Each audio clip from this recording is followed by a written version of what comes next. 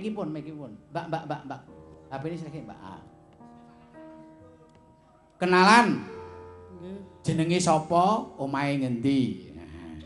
Nami Mas Indra Sofyan Gufrianto Saking Beran Ngawi. Saking Beran? Nggih. Beran Ngawi. Pun kromo?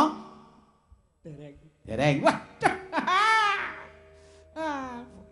Bejane sampean Mas ini sinden kula nggih enten sing isih ijen. Mas, Nggih. sampean rak mirangke lagu-lagu. Nggih. Nggih to? Nah, pertanyaannya. Nggih. Niki wau lagune napa? Banyu Langit. Banyu Langit. Betul penonton? Nah. Wis. Sing ping pindho siji wae berprase siji yo. Iki sing kedua. Wah. Iki kaya Bu Camat golek wilayah. Gojek nggih, Mbak? Asmanipun sinten, Mbak? Rahayu. Dah, Ibu Nur Rahayu. Bu? Ibu Nur Rahayu. Bu Nur Rahayu saking pundi Bu Nur? Saking Jiwan Madiun. Saking Jiwan mriko, Medion mriko. Nggih, pados rejeki datang mriki, Pak. Oh. Bakul. Nggih. Nggih, alhamdulillah kula dongake laris nggih. Nggih, amin. Amin. Aku anggere ning kincang Jiwan Medion nggih. Kemutan to? Nggih. Kula duwe bakul teh. Jenenge Atun. Nggih. Sampeyan Mbak Nur nggih. Nggih, kula dongake laris, Mbak. Sampeyan dodol ten pundi-pundi kewala, ekonomi sampeyan terus lancar. Nggih, amin. Sampeyan tak takoni. Dodole napa? Kopi, Pak. Oh, kopi. Waduh. Ah, mengke kudu gawe kopi kula nggih. Nggih. Wah. Pertanyaannya, gitu. Pertanyaannya, sing nembang wau sinten jenenge, Mbak? Wis tak kenalke lho, niki gede dhuwur jenenge. Nah. Mbak Tika. Mbak Tika. Mbak Tika, betul. Waduh, pun ngono wae. Wah, siji-siji tok. Wah, iki waduh. Wah, gede dhuwur iki. Dapurane padha kowe kok. Asmane sinten, Mas? Pak Min Bakso. Wah, lah iki pentole muni gedhe. Bakso. Pak Min bakso saking pundi? Saking Etan Pasar Ngawi. Etan Pasar Ngawi. Ya, pitakonanipun niki lakone napa? Semar Bangun Kayangan. Wah, tepuk tangan. Oh, iki jenenge ya pecinta wayang tenan iki. Elok iki. Seneng nggih, Mas. Delalah mboten udan nggih. Wah, alhamdulillah lho dungane Mbak Nur ya kopine ya lancar. Mas ki ya ben entuk jodoh. Mas Min bakso ya baksone ya entek lancar. Ah iki rada gaul nganggo topi. Kok apa? Asmane sinten, Mas? Pak Suli. Hah? Pak Suli. Pak Suli. Nggih. Itu suarane cilik men. Saking pundi? Saking Sidoarjo. Sidoarjo. Surabaya mriko? Injih. Wek. Adomen. Katut Babon. Oh, Katut Babon. Biasa. Aja tuh sampean rombong aku sing melu babon ya pirang-pirang. Mas, Nggih. kula ajeng takon. Asmane Pak Bupati Ngawi wau sinten, Mas? Pak Sulis Pak Kanang. Oh, Pak Kanang. Nggih. Ya. Wis, matur nuwun. Gampang to pertanyaannya. Yo, saiki Pak D. Nggih. Oh, Pak D. Asmane sinten, Pak D? Pak Anto. Saking pundi? Jurbong. Ngawi. Nggih. Gen ketoprak ning Jurbong. Nggih. Nggih to? Nggih. Waduh, elok. Kaya ling demung jenenge ya Anto. Pitakonipun. Pitakenipun. Nggih. Niki sing niki wau Mbak ini sing cilik sing kula sebut wau jenenge sinten?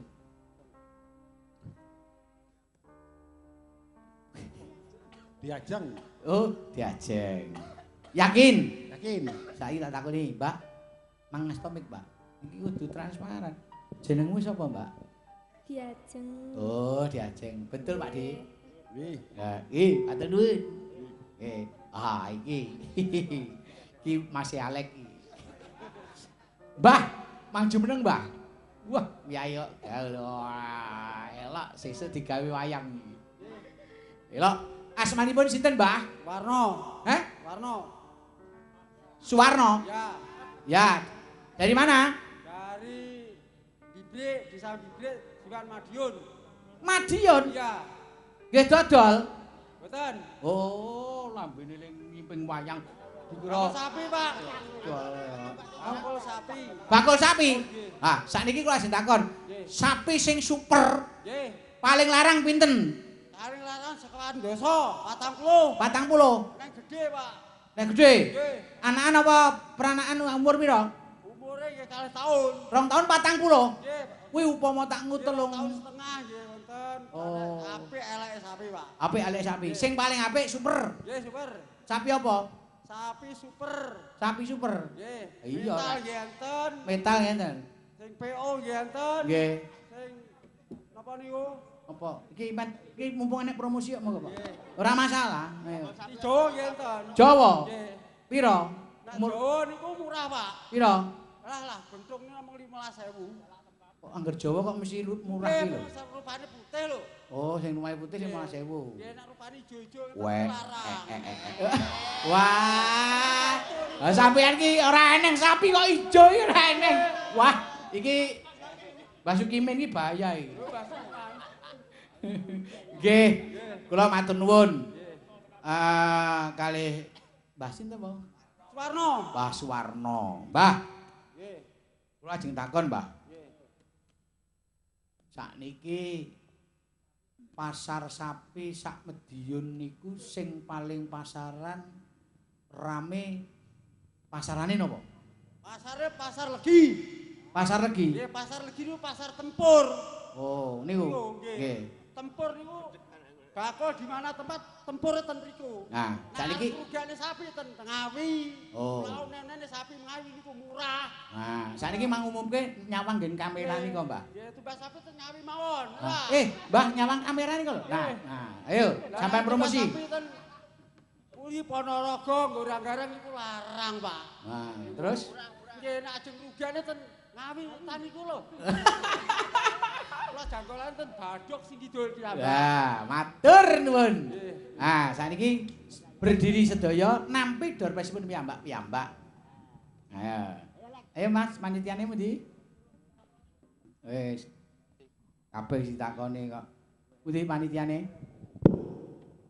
Sampun? Nah, mandhap kalian nampi piyambak-piyambak. Monggo. Urut saking oh nggih, Pak Suwarno. Ah, sesuk ben ra kudanan bakul sapi ya, Dik. Nggih, matur nuwun. Ya, sama-sama. Ya, iya Mas Suli. Wah, Pak Min bakso tak tutuhi. Nah, matur nuwun, matur nuwun. Nah, iki. Lagune genti aku arep nyuwun tulung urute Mbak Asih. Senten lho, Pak. Mbak, niki tasih wonten 5 door prize malih. Ayo Mbak Asih ndi Mbak Asih? Nah. Jumeneng, Mbak. Kula nyuwun langgam dadi ati, langsung monggo. Tindinganipun. Semoga, Mbak. Goleki sing kaya ngapa? Nyatane kalekon semene. Persiapan Li, ayo. Dioper seragenan Li. Ben gayeng ya Mas, campur sari.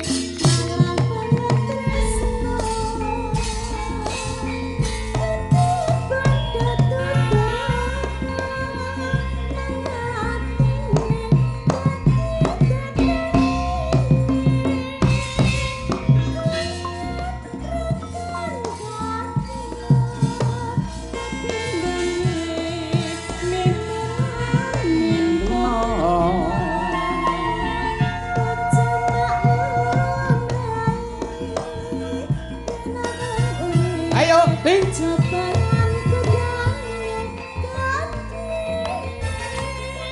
Ayo, mic-ipun Mas.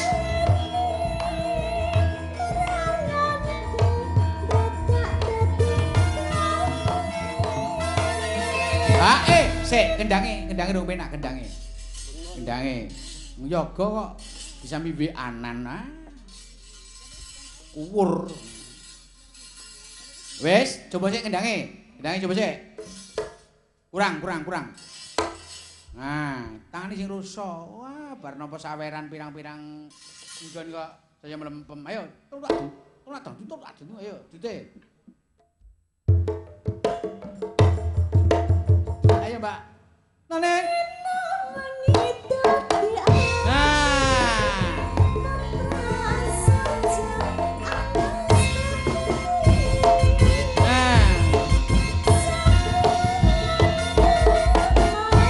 Josli, ayo Li.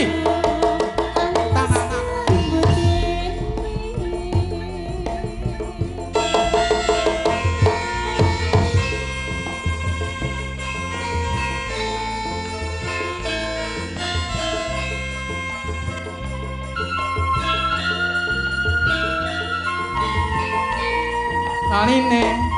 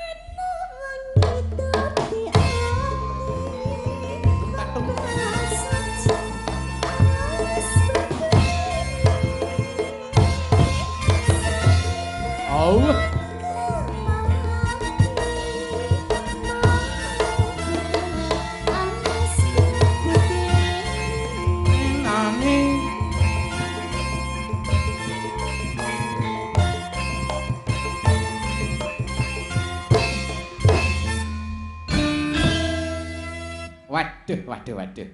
Matur nuwun. Menika wonten salam saking Papua, wonten Jayapura. Paguyuban Sukoharjo makmur. Nggih, matur sembah nuwun. Ki nek kono ya wis kliwat saka jam 3. Oh ngono.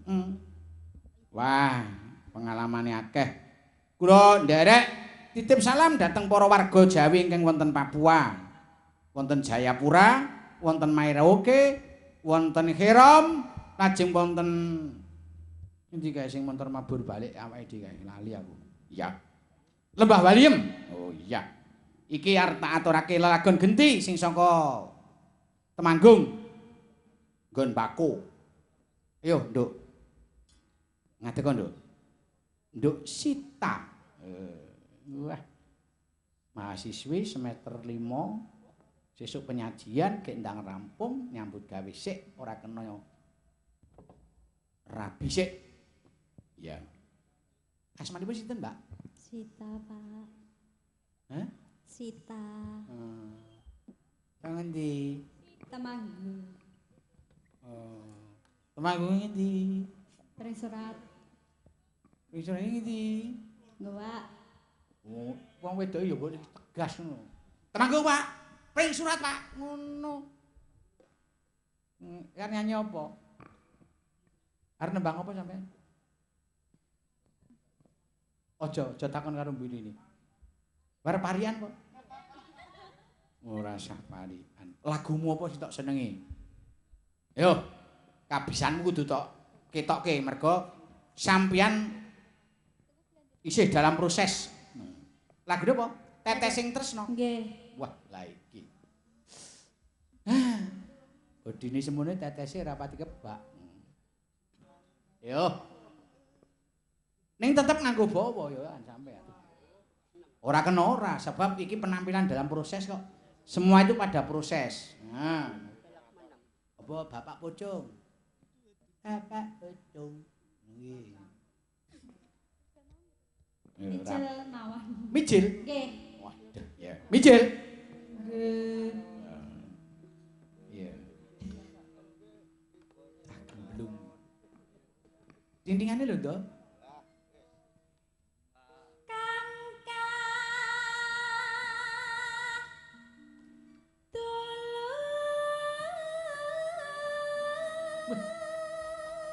Seneng aku iki. Mbak, mriko mbakune nggih tesih subur. Ngen kula kopi, Pak, sanes mbako. Oh, kopi Temanggung. Nggih, caket Semarang. Oh, aku ngerti nek cedak Semarang. Dadi kopi Temanggung. Nggih. Anu, kopi rak werna-werna. Sing mare melek ana. Lah, saiki iki miturut informasi survei sing tak tampa jane nek kopi pejantan ki apa ya? Kula mboten mudeng nani. Oh, ora tau dodol kowe. Sing iki nek ra jideng ora mudeng. Kopi pejantan iki kopi campur cepret, campur budrek. Mboten enak niku, Pak. Nek sing ori. Ori karo menakatmu. Ayo, terus iki.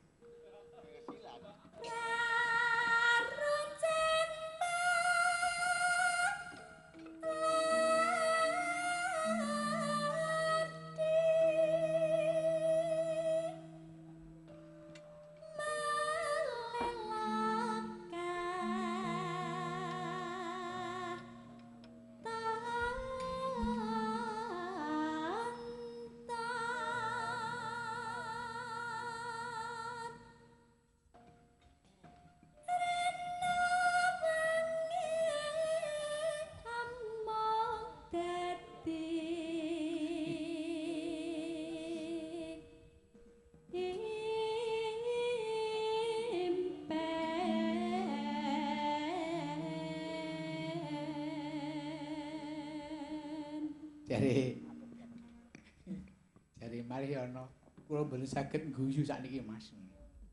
Ora usah guyu. Rawane. Ayo terusno. Babuntane pantas tiku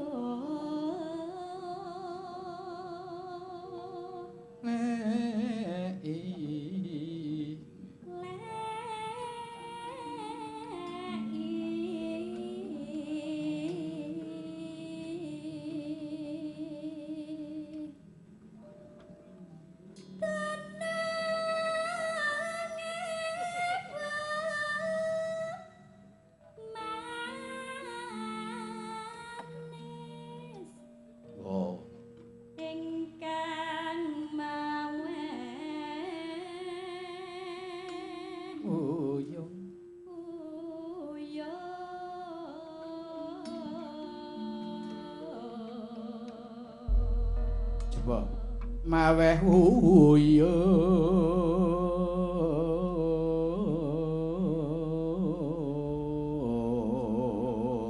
nek iso ngono sesuk tak pundhutke sate. kula kinten sapi. Ayo Pak Warno mau dicandhet no. Lho, sapiku payu. Sing ijo. Sapi kok ijo ya telek. Yo, tetes sing tresno. Monggo, Mas. Yo, dados.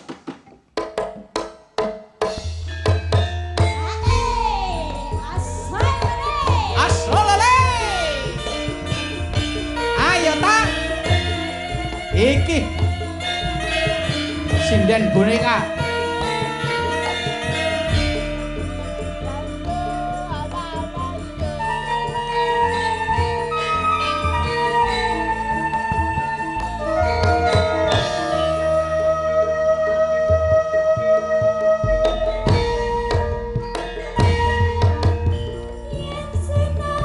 joget ta, ayo.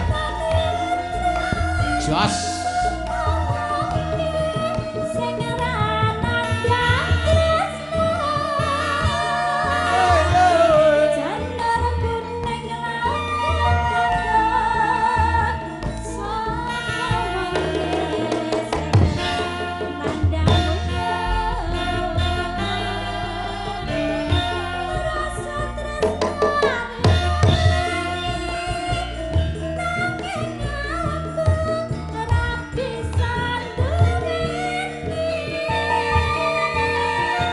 Monggo Mas Paiman.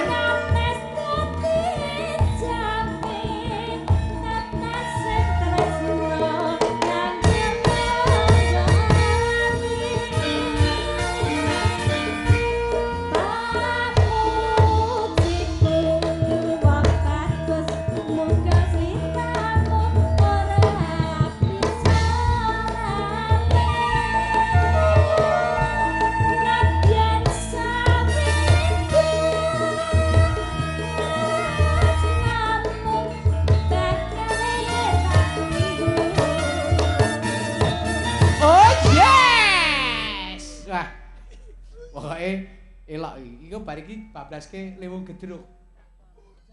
Piye? Oh yes. Saiki kabeh muni, "Oh yes, Dik Lu." Oh yes. Kayak wong lara napas mar. Yes. Terus ya?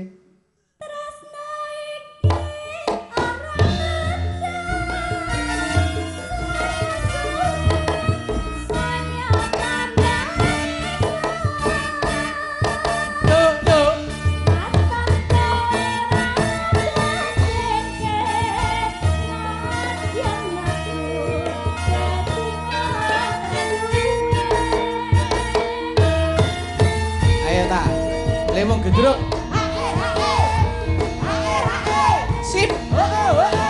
Joget tata. Terus sip. Hae. No.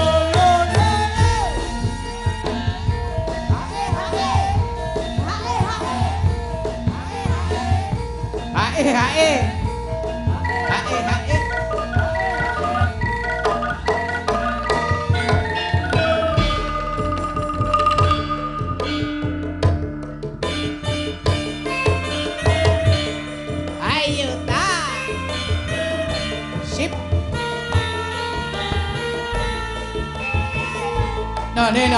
No.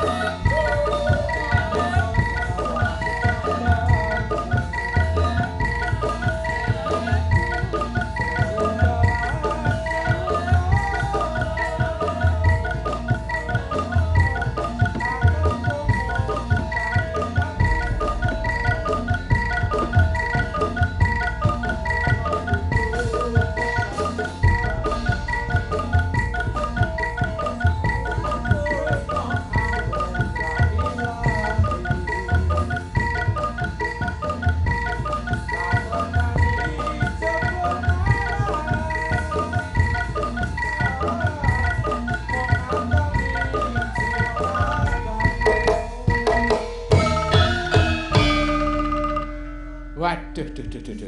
Elok tenan iki. Isih iki. Terus ke? Sabda Duh.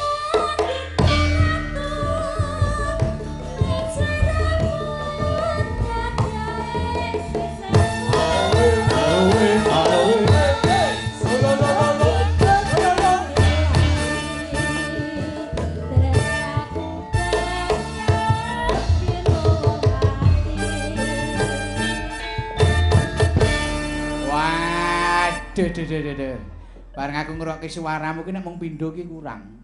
Sing kon lingguhi sapa? Kowe tetep ngadeg. Arep tak duwetke karo sedulurku tuwa. Nggih. Sapa? Mas Yono. Ki jenenge ya Mas Yono. Tak duwetke ya iki pengocok perut mumpung para esuk. Kenalan sih. Kenalan. Karo Lesmono. Karo Mas Yono kok Lesmono. Salaman to? Ha. Duh. Jenenge sapa? Kenalan. Jenengmu sapa, Dik? Nami kula Sita, Pak Dik. Sinta. Sita kok Sinta. Nek kowe Sinta aku dosa muka. Waduh. Arep dadi Rawana kok? Hah, bacutke sik iki. Ora, saiki Rahwana karo Sinta. Ayo, suluk sik iki ya dalang kok putrane Pak Deku kok. Ha, iki suarane ya jos iki. Yo, suluk nyongo. Iki adegane Rahwana karo Sinta. Ayo. Yaksa kura kiri-kiri nyoler prabata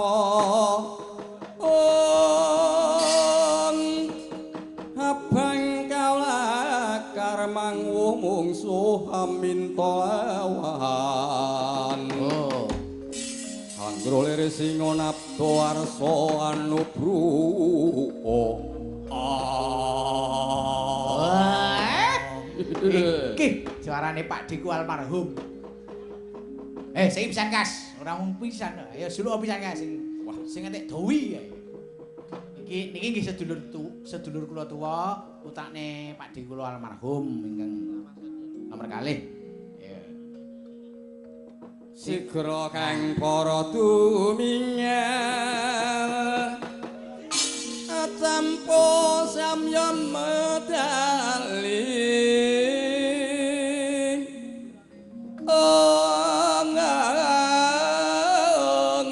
ler natit wilating ganda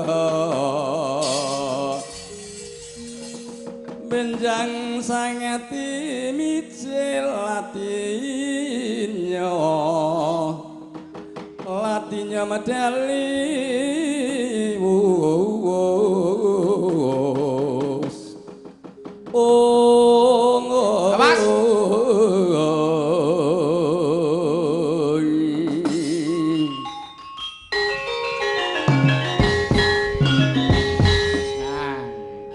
Ben kapan-kapan kon mayang ning omah.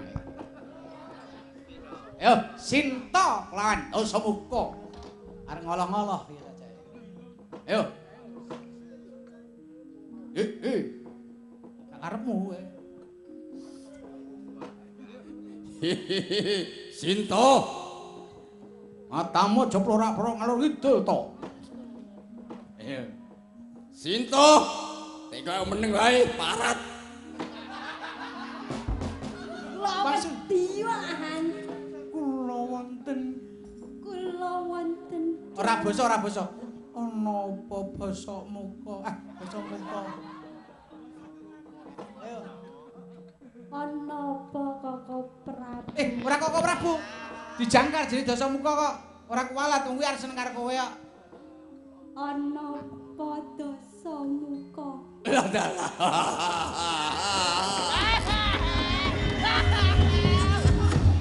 waduh suara kali empuk apik itu sih apik halus tenan Nduk Sinta pancen dadi garwaku nah iki Mas Arjono protokol karo guyu ya ayo terus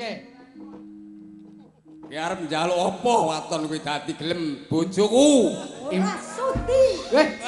Sinta ki. Piye? Oh, Sinta kok kasare kaya telek. Sinti kok ora sudi piye? Kudu gelem. Ngene. Gelem apa ora? Sinta ki kowe nek di war njaluk apa? Aku njaluk HP. Ngono. Wah, Sing modele S9 plus modar dasamuka ora iso tuku iki. Ayo, baleni. Sinta kowe njaluk apa? ayo njaluk apa ora gremang-gremeng wae. Nah. Ayo, pet. Sinto. Aku njaluk Lamborghini. Apa kuwi? Labur.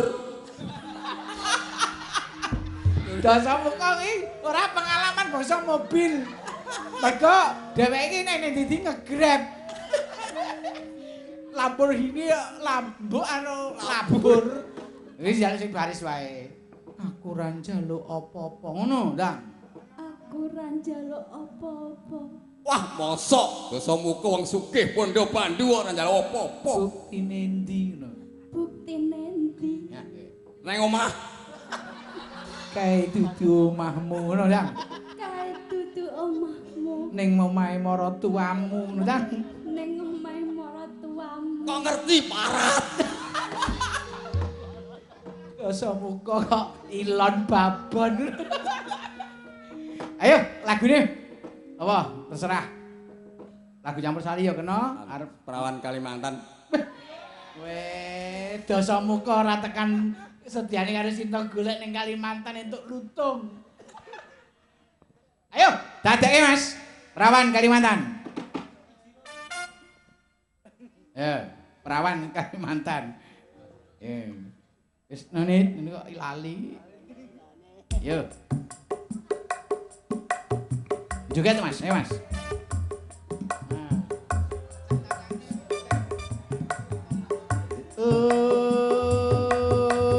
Yes.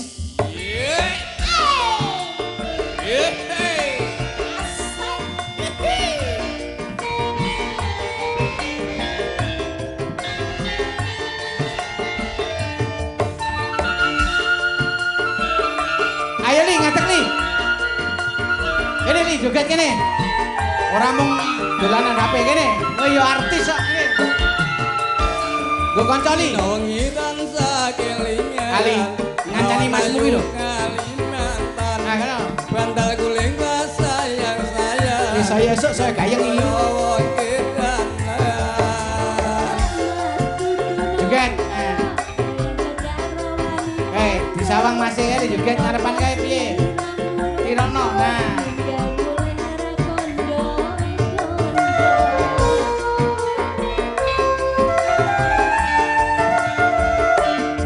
Saben dina aku ngalamun kanggo hatiku bingung. Jare tresno rewani rembug rasane kaya wong lilung. Asik-asik.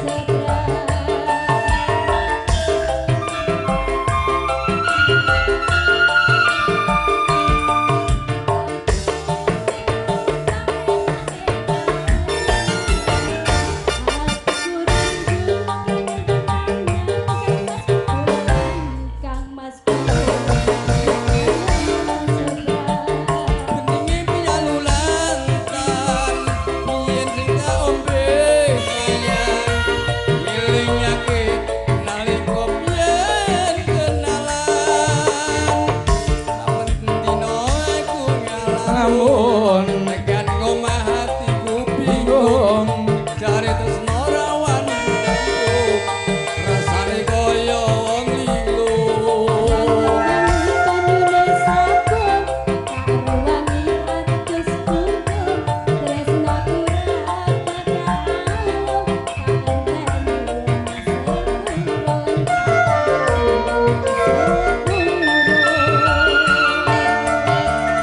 Waduh, atur nuwun salaman sih. Oh ya wis kelegan waduh. Oh.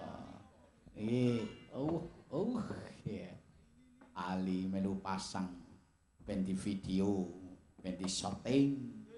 Sune nek metu nggon TV ben ketok raine. Wajahe kok raine. Wah, lah nek iki genti alusan nek iki. Piyai siji iki nek bangsa nggoku kasaran ora pantes. Aku arep nyuwun tulung karo Mbak Lina meneh. Iki Mbak Lina saka Wonogiri. Ustazah. Mang jumeneng, Mbak? Oh, maskote ya. Foto karo Le Kakung. Gawa gendi. Mbak. Nggih, dalem. Kula mang paringi sing rada ngedemke rasa napa, Mbak? Niki ora pun mubal-mubal diubal-ubal sita. Saniki ngedemke sampean. Penaturaken langgam ngimpi nggih. Wah, elok iki. Ngimpi iki ya wis wancine kok. Jambyah niki lagi ngimpi-ngimpine. Langsung mawon, Mbak. Oh nggih.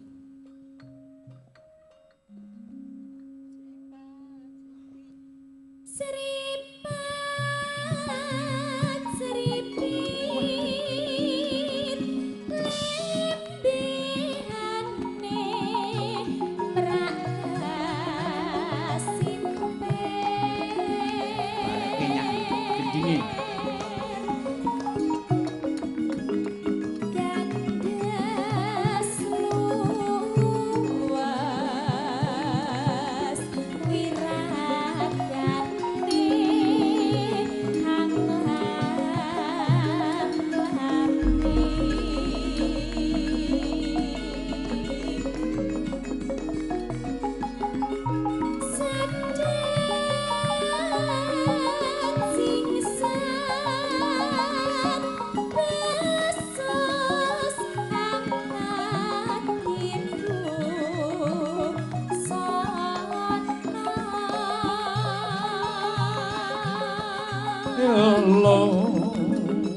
dasar hayu maksih kenya tanku jiwa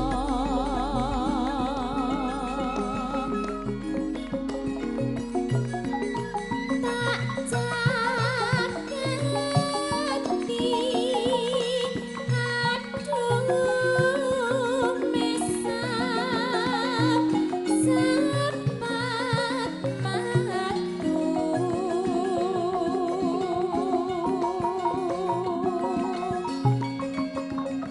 Nora Sronto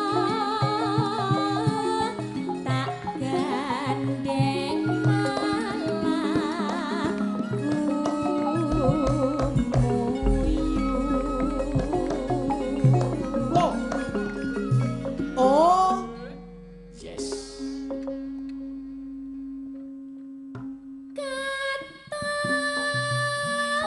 So.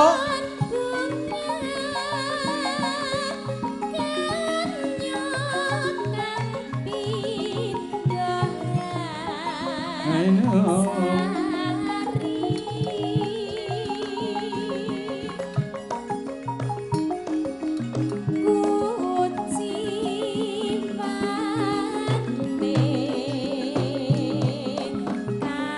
Kabeh mau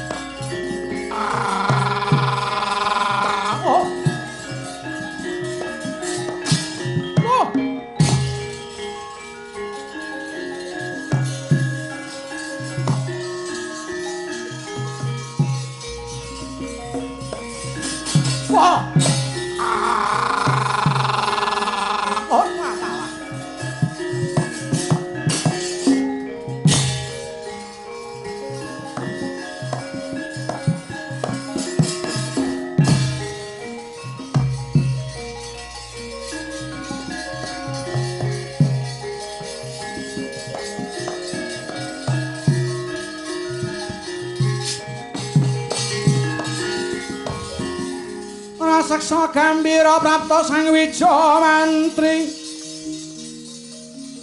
kadya ing kaluning ing warata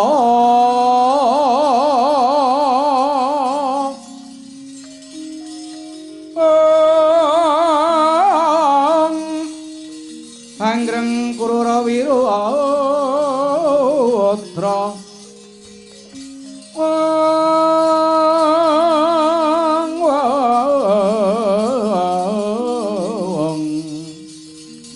Sardula mamangsa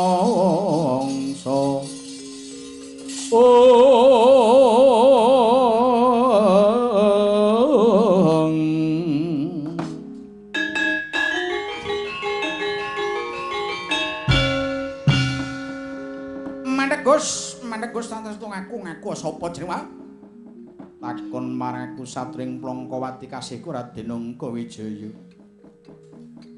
Buta ngaku sapa takon marangku dadi apa yudha puspita parang Kang Setus aja takon wadining lagus minggir bakal tak gawe ora kutu paling tali oleh ya bajane udah paripaksa wani kula aku apa sing tadi marang bathangmu tatas puterang sang brodol terus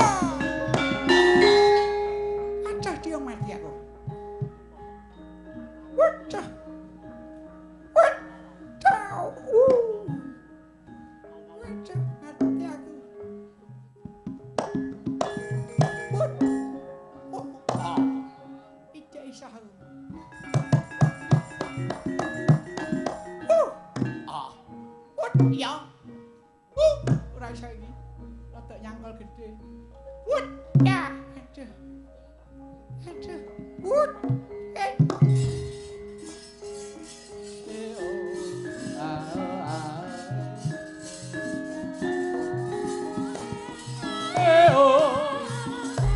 Oh iya.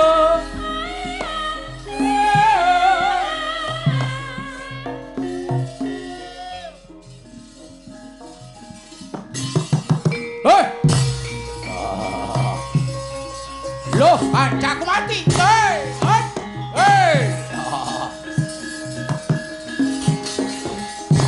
Hei.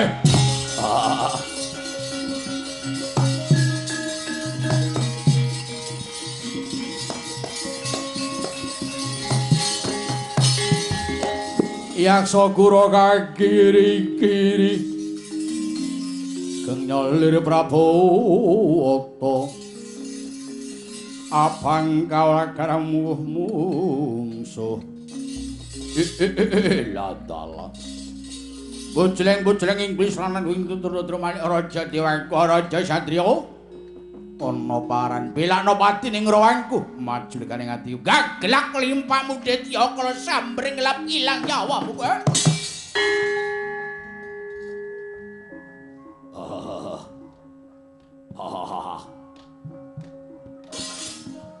Hey!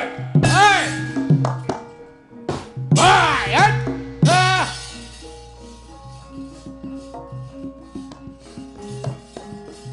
Hey! Bayat! Hey!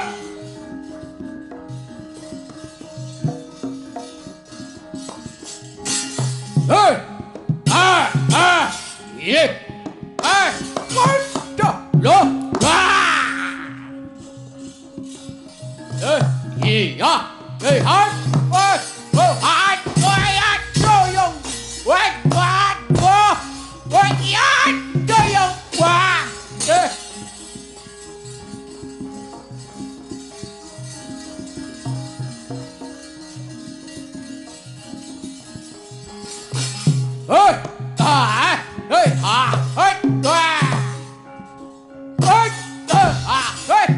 mati kowe.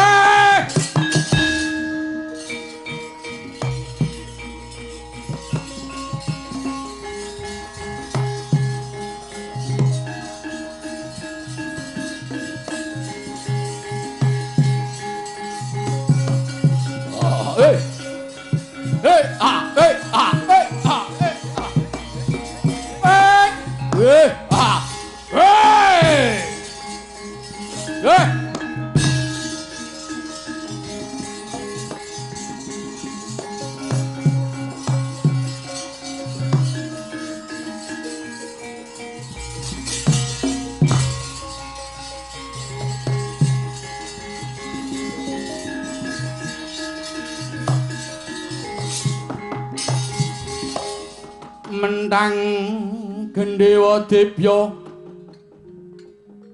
Buntala marju gading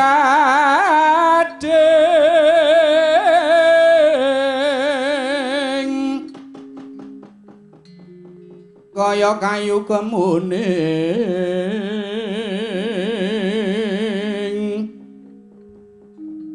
Kang Trisulawa panggang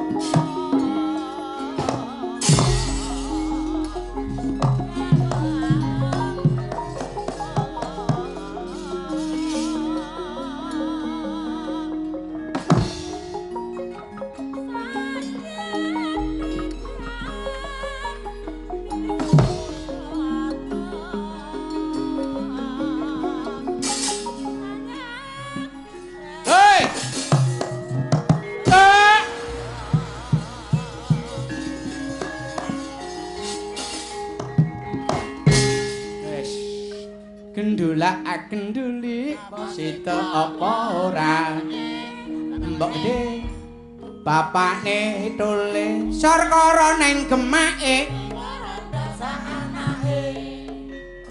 yo ciyu gambar manuk ciyu radi gambar terus kiyu ayam akeh rono ora bayar manuk engkok mabur ngulon dunak ton mediun akeh tunggale yo Mas aku anggere metu sulukan mentang gendewa dibya buntara macu keding kaya kayu kemuning kang trisula pangga rikata apamu wat kota naratas pakacanggane rasa mengsahira sirna gendar yo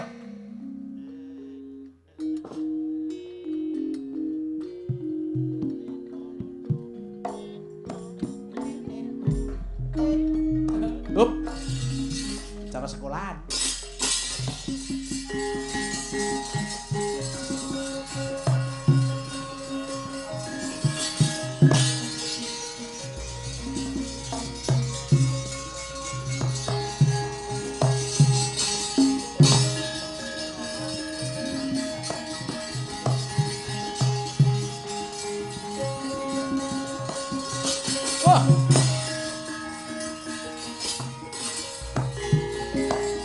Titi Sunda kagak ngarang Titi Yoni kapat mongso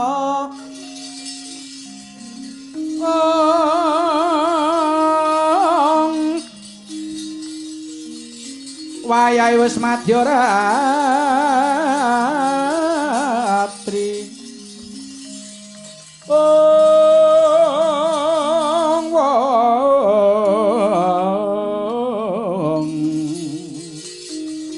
sumrek gandaning puspa puspita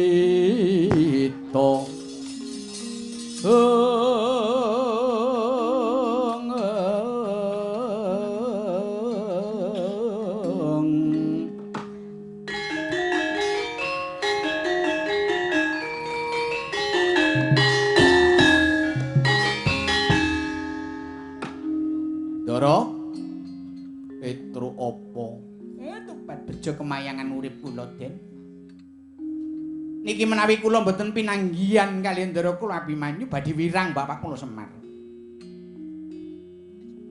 critanipun keliru dipun kemken Bapak kula Semar Badranaya sowan dhateng Waji Puntadewa nyuwun ngampil pusaka Raton Ngamarta 3 cacahipun sepisan pustaka jimat kalih pasada ing angka kalih payung tunggul naga jangkepipun angka 3 tumbak Kyai Karawelas.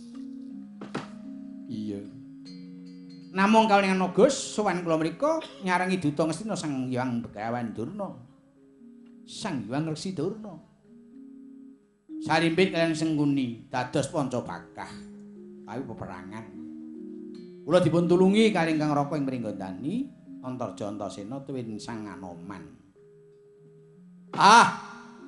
Keputusanipun Rembag ingkang Ndwarawati paring dawuh awis sampun piantuk palih saking Kang Waji Puntadewa kedah maring keterangan dhateng para duta. Sinten kewala kenging mboyong dhateng pustaka jimat Masada paling tunggul naga kaliyan tumbak karo namung wonten syaratipun.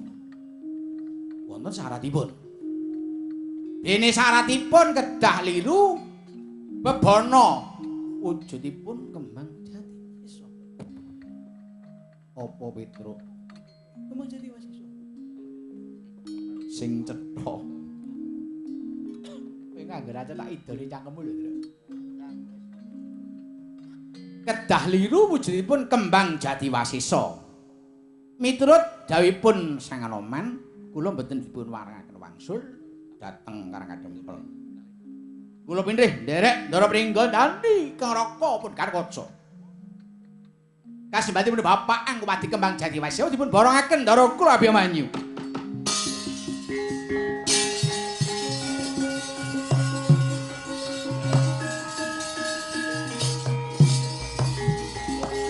Maweh langening pamulat kersa isining Wanadri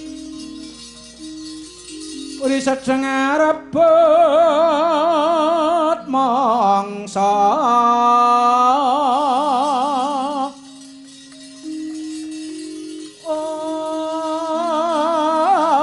mawantu tumuruning riris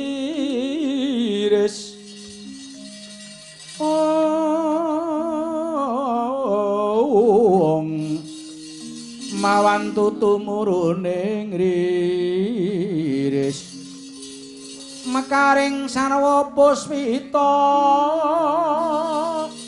mekaring sarwa puspita yung satpada mrih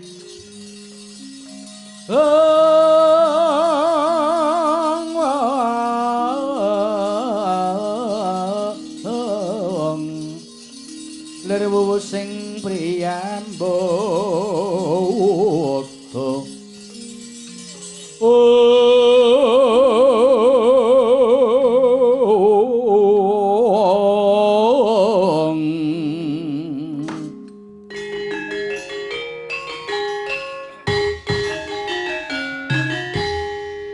Petruk kula noleh umburi kae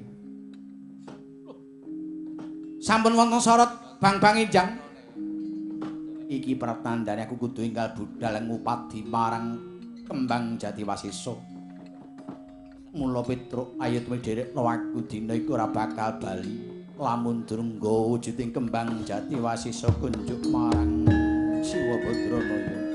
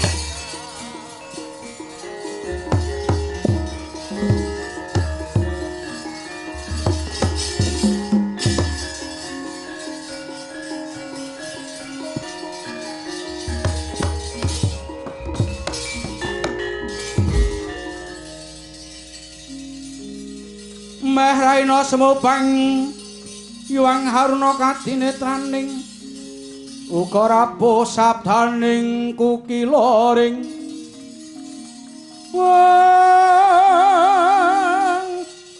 kanikara saged niki ningkung derwu sing pinipan sapa petogeng hayam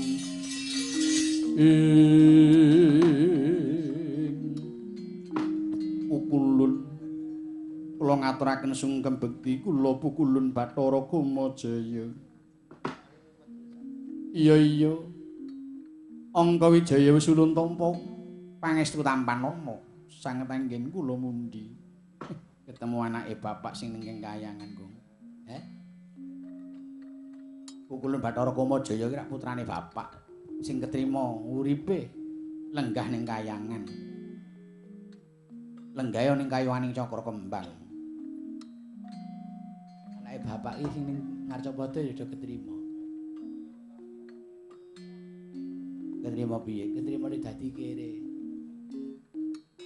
Senengane kok merendahkan diri lho, kuwi kudu bersyukur. Sungkem kula Kulun. Iya ya Petruk usulun tampa. Dadi kula Kulun. Bagong wis ndak tampa. Njuk dite. Sok akrab kok barengan kok terus jaluke ning kono. Tenan. Dek ngene sragen ra melu. Njuk saiki lho. Lah kok ya nyandi ngeterke bulik kula. Serum. Ukulun Kulub Angka Wijaya apa? Gadah tanggal jawab ingkang kedah kula lampahi. Nuhun dawuhipun Kanjeng Wajib Puntadewa. Sarananipun angaturaken wujudipun bebono kembang jati wasesa. Siwa Semar Badranaya kelampahan bangun dhateng kayangan. Sumurupa Angga Wijaya sak temene Kanjeng Rama Ismaya duwe gegayuhan kang luhur. Amemangun marang kayuwangan ingkang sak temene iku dadya pepiling tumraping satriya kabeh anggone padha raksa marang katentremaning bumi. Eli kudu eling marang wateking Kisma. Kang tegese Kisma iku lemah. Sipating Nalendra, sipating pangarsa kudu duweni watak kaya lemah. Ingkang weweh lan tresna marang kawulane. Ingkang gelem nampa apa kang dadi sambat sebute para rakyate. Menehi pirantine urip kanthi lila kelawan negawa. Iku ingkang diarani watak Kisma. Uga kudu nuladha marang kasing watak warih utawa banyu. Sipating pangarsa, sipating pamong kudu bisa manjing ajur-ajur. Ana ing endi papan lan panggonan menehi pangayoman saengga kawula padha urip ayem tentrem. Adem ayem kadya siniram banyu sewindu lawase.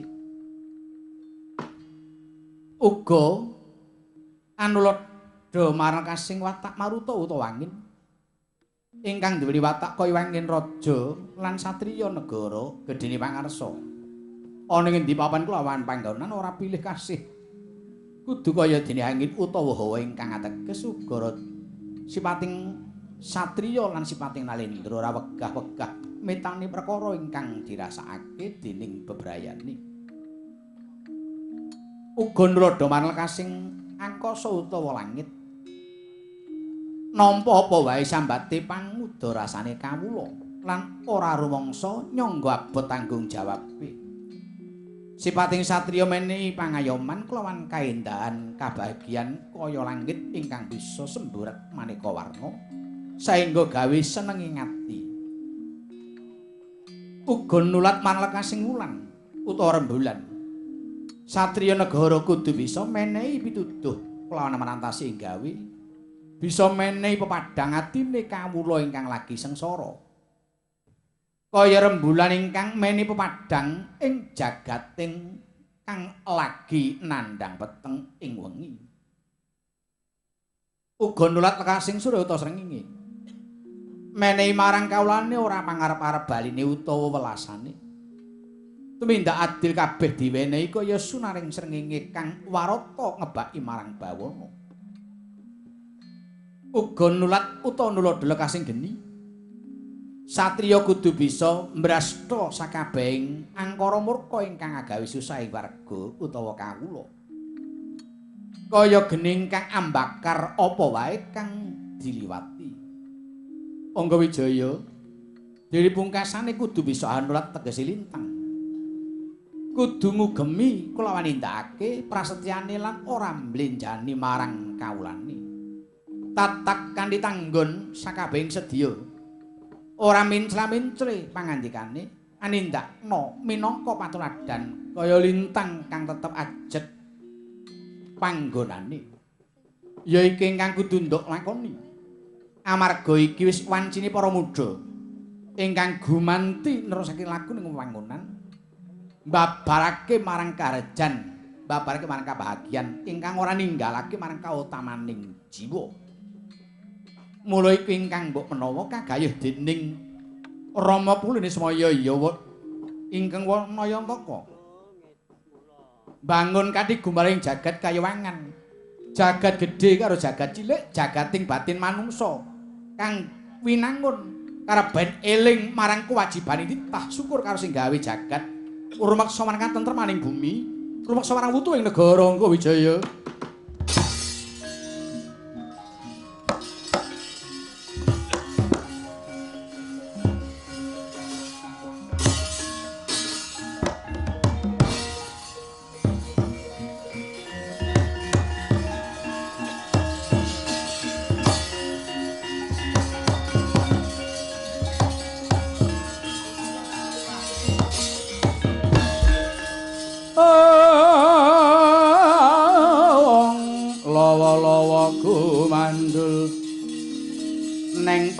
Kebet lur melu susah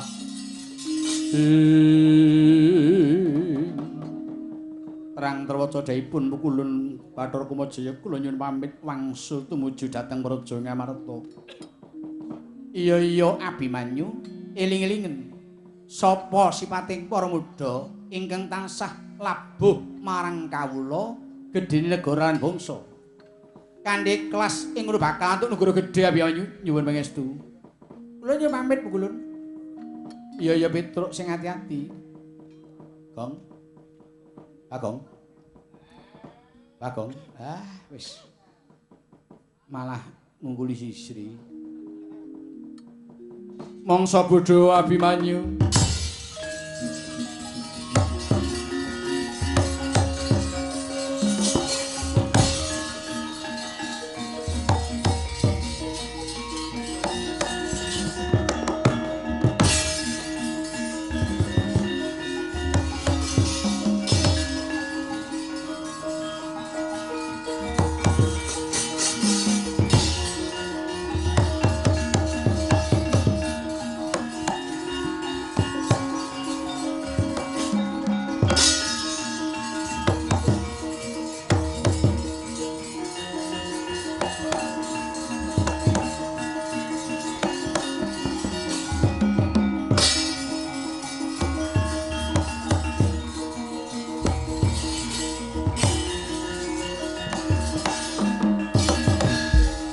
Kawurian kang agelung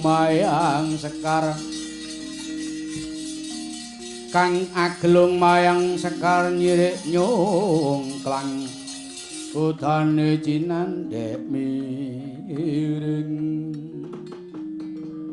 kula ingkang sowan Mukulun senggana kepriye ana wigati apa matura angging kula marak siba aturing kawulingan bilih Pukulun Ismaya enggal karawan rawuh wonten ing negari Ngamarta. Petruk kaliyan Bendara Paduka inggih momongan Paduka. Angka Wijaya ingkang pinasrahan Anggopadi sarana bebana pinangka pambundhutipun Ratu ing Ngamarta. Wujudipun kembang jati wasesa. Yen ngono anoman aja kok kanthi kesuwen mengko ndak keselak kepadangan. Ayo tumuli enggal sowan Nyang Ngamarta Anoman.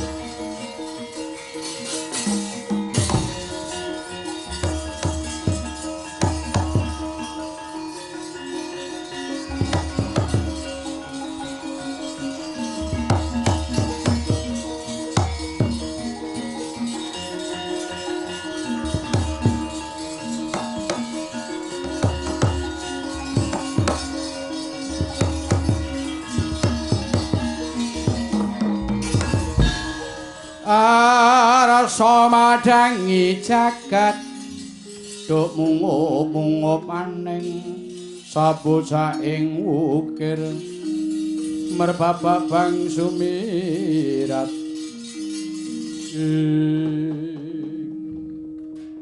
Kakang Semar kula wonten dawuh sinuwun paran pawaratane pinangka liru bebono Ndara kula Angka Wijaya ingkang badhe matur inggih waji monggo kula aturaken kembang jati wasisa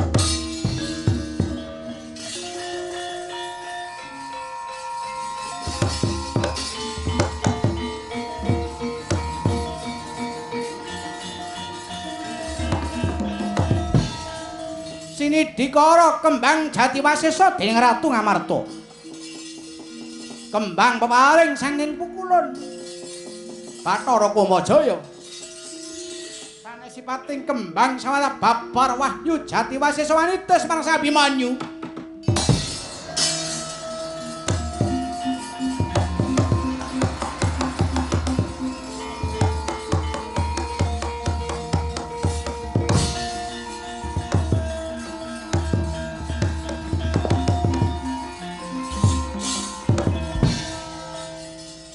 Miyat laning kalang yuwana gelar pandamun cara tinun diri kakonang surem sopet tangpakang kasorot lan pacari kasorot lan pacari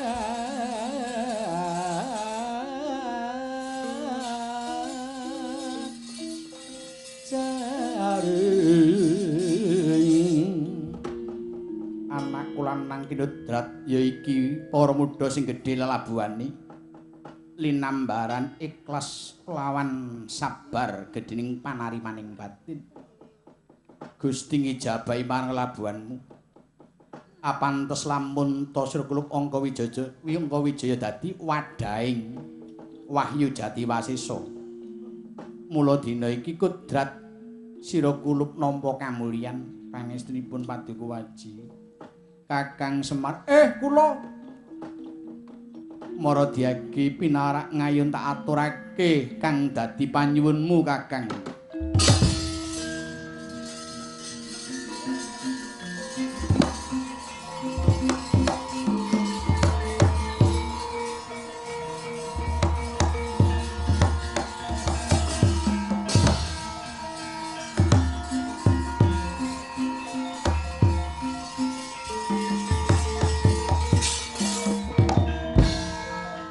Sinuwun Puntadewa lan Sundwarawati Kakang Semar apa? Iya piye Kakang? Ndara kula Werkudara. Ya piye Semar? Ndara kula Janaka. Iya Kakang Semar. Kula ngaturaken panuwun dene kula sampun pinaringan ngampil wujudipun pusaka Ngamarta 3 cacahe niki. Pinangka kangge syarat sarana anggen kula badhe mbangun kayuwangan. Estunipun napa ta ingkang kula tuju mbangun kayuwangan? Inggih menika mbangun jiwa batin lair. Jiwa batin resik dhateng ati ingkang demen ngedu kumba, demen tumindak nista, demen hambek angkara murka. Mila resikipun kedah pinayungan wujudipun pustaka jimat Kalimasada. Dening angka kalih sing kula bangun iku kesarasanipun para kawula sedaya sing ora mbedak-bedakake sugih miskin suku lan golongan. Kanthi mbangun kesehatan, kanthi amemangun dhateng sarasan. Yen jiwane saras batine resik niku tegese ngerti dhateng urip ingkang sak bener-beneripun ora demen milik gendong lali. Mila kedah dipun payungi payung tunggul naga. Ibarate sing mayungi nggih sedaya para-para ingkang sampun nampi amanah. Nggo bangun kesarasanipun para warga, bangun kesarasanipun para kawula kareben sehat lahir batin. Saengga saged makarti lan makarya kanthi becik ayem tentrem Mila pindhane dipayungi kaliyan Tunggunaka dadi dipayungi karo sing nyekel panguwasa lan dipimpin para-para sing amanah. Dene kang pungkasan tumbak Kyai Kara Welang. Tumbak mujudaken raos manunggal. Tumbak manunggalaken raos ingkang sami benten nanging tetep manunggal lahir kelawan batine. Tumuju kang kaesti landheping pamawas. Mikir dateng kemajenganing urip kemajenganing jaman sanadyan to beda-beda tetep manunggal lahir kelawan batin aja ana nganti kang gawe pituna ing antaraning sami warga negara niki sing dipun westani bangun kayuwangan bangun kesehatan bangun ketentreman bangun kecerdasan sehingga negara kita badhe wuwuh kuat lahir lan batin manunggal lahir batin gotong royong lahir batin mugi warga ing Ngawi Bapak Bupati sedaya muspida forum pindah sageta makarti sesarengan Jaya Jaya Wijayanti kesarasan kesehatan ingkang sampun dipun raosaken dhateng para warga Nusantara umumipun Kabupaten Ngawi khususipun niki ingkang dipun suwun Semar Bangun Kayangan Den